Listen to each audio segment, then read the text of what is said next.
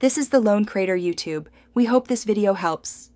You start by confirming your Windows architecture and build, because mismatched packages cause errors.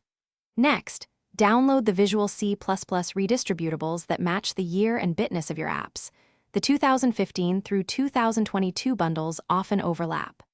Once done, create a system restore point and copy essential documents to an external drive.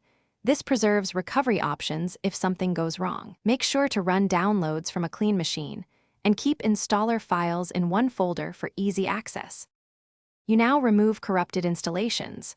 Open programs and features and uninstall each Visual C++ package methodically. Do not skip versions.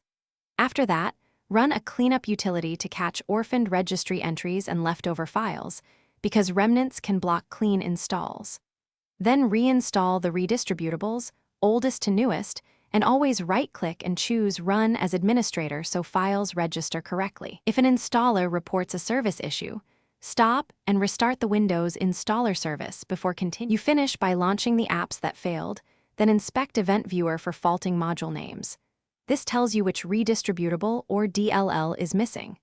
If problems persist, run sfc/scano and dism restore health to repair corrupted system files, because binary mismatches often hide deeper damage.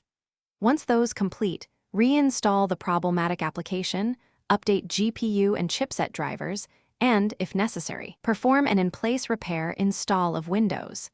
Key troubleshooting tip: boot to safe mode to uninstall.